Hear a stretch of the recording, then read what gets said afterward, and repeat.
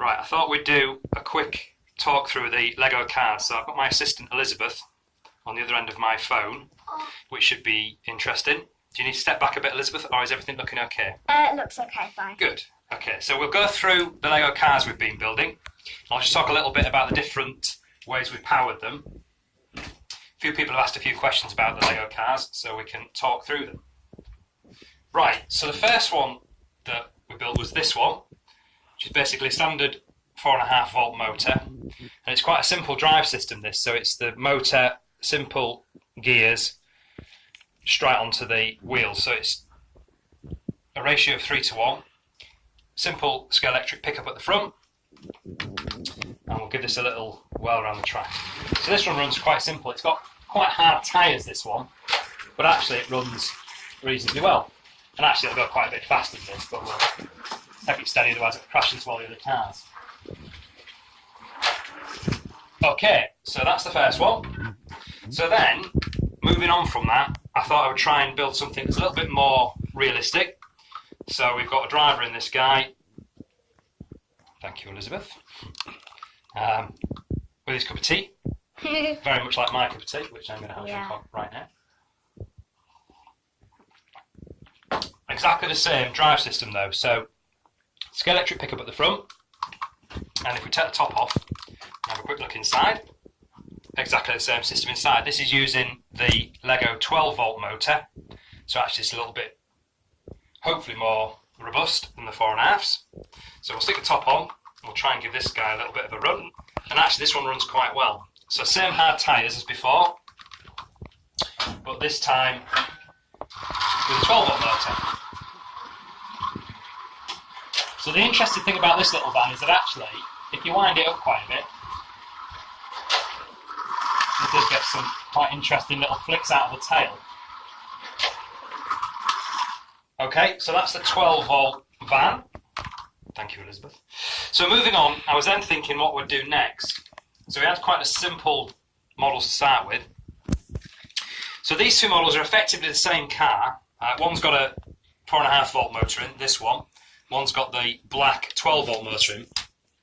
The main difference with this one, which does work, although it's not as reliable, is that this one I've used one of the little USB cigarette lighters to actually step down from 12 volts to 4.5 volts so I don't burn the motor out.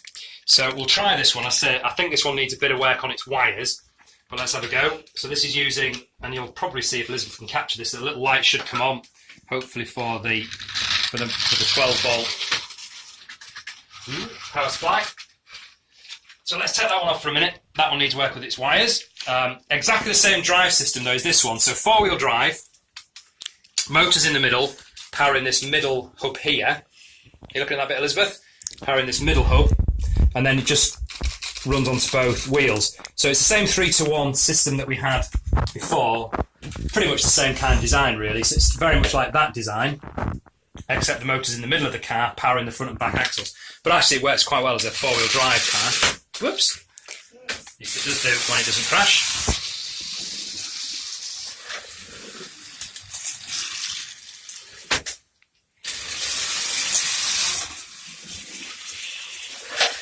So that is the 4-wheel drive Land Rover.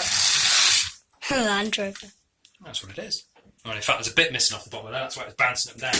Yeah. So actually, this is quite a good little thing to have a look at. This. The reason it was sticking on that bit of the crossing, this bit here, Elizabeth, you look at my finger. The reason that it kept jumping on that little crossover there was one of the things I found out. Are you looking at this, Elizabeth? Yeah. On these little Lego things, unless you put a piece behind it, it actually tips backwards and forwards and causes it to rock. So let me just put this in my mouth for a moment.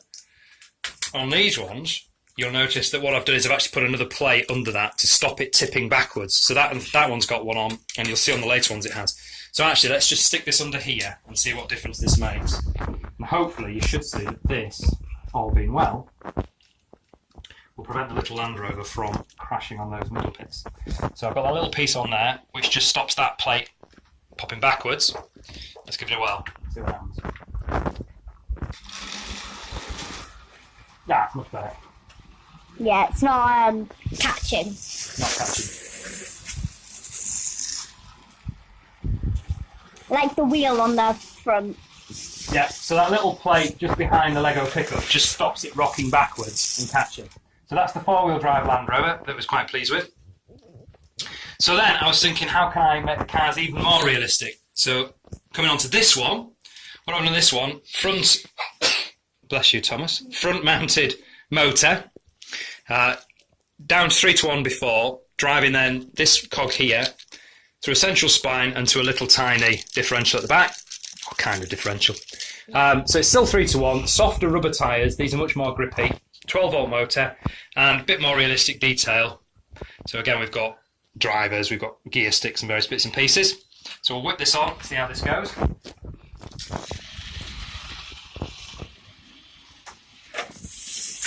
So this probably runs the nicest of all of the models so far. Much softer tyres.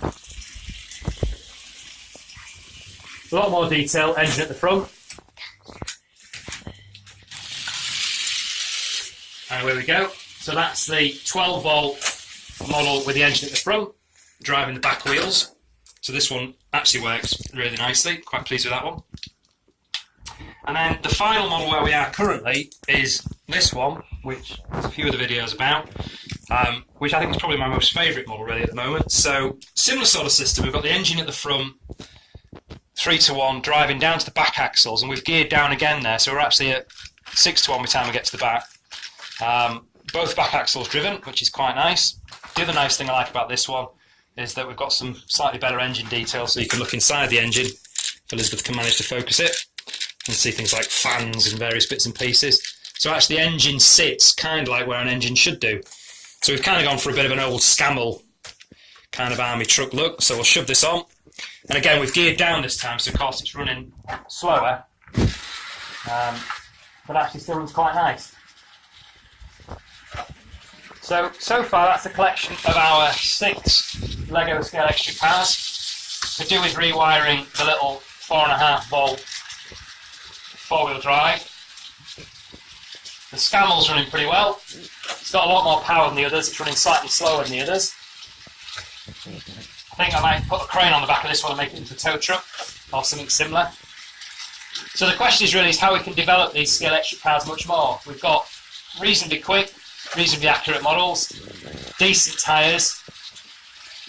It's just what fun things we can do next. So thanks for watching.